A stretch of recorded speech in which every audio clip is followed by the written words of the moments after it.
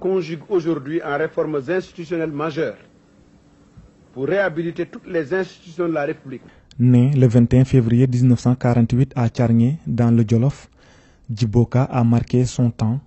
Homme politique de grande envergure, il a montré qu'il était un véritable homme du sérail, fidèle parmi les fidèles du président Léopold Sédar Senghor, pour même avoir été son dernier directeur de cabinet, militant du Parti socialiste alors qu'il était très jeune, et patron des jeunesses socialistes. Djibo Ka était affectueusement surnommé Paul Bourafet. L'État n'a pas d'amis, encore une fois, il n'a pas de part, n'a pas de copains. Il a des règles applicables également pour tous.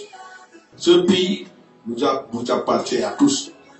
Chacun de vous a sa part de responsabilité où qu'il se trouve, quoi qu'il fasse, à quelle forme politique il appartient. Rassemblez-vous autour de l'essentiel.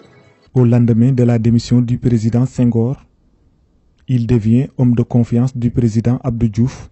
J'invite M. Djibo Leyti Ka, secrétaire général de l'URD, à se tenir prêt pour amener à mes côtés et avec toute l'équipe victorieuse les changements de politique, de structure et de méthode que veut le pays.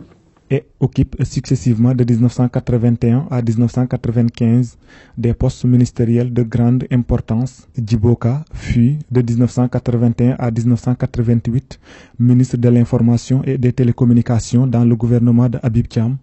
En 1983, il garde son poste dans le gouvernement de Moustapha Niasse. De 1988 à 1990, Djibo Ka devient ministre du Plan et de la Coopération avant d'occuper le poste de ministre de l'Éducation nationale de 1990 à 1991.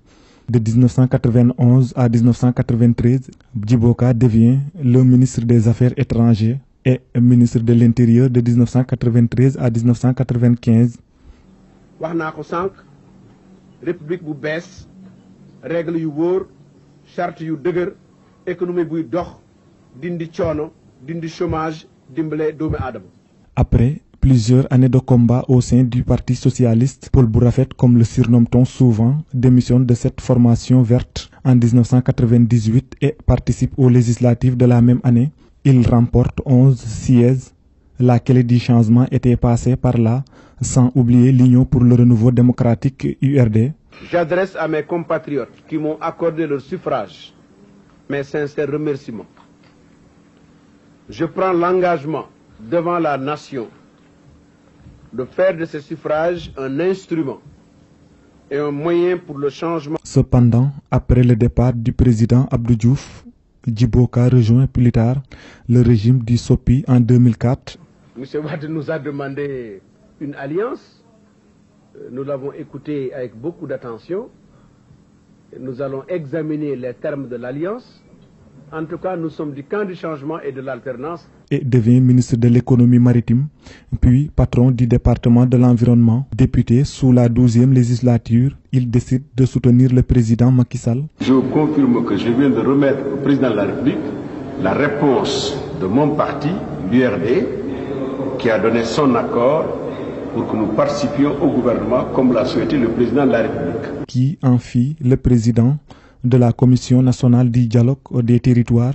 Il lui appartient maintenant, conformément à la Constitution, d'en faire l'usage. Djibo Ka tire sa révérence ce 14 septembre 2017, jour symbolique coïncident avec l'anniversaire du décès de Serigne Abdoul Aziz Sy Dabakh et l'installation de la 13e législature. Une façon de dire que le jour de son rappel à Dieu est fidèle à lui-même et à sa vie politique. D'abord, la jeunesse de mon pays, soyez patients, mais soyez travailleurs et courageux et croyants. Volonté, travail, intégrité et honnêteté.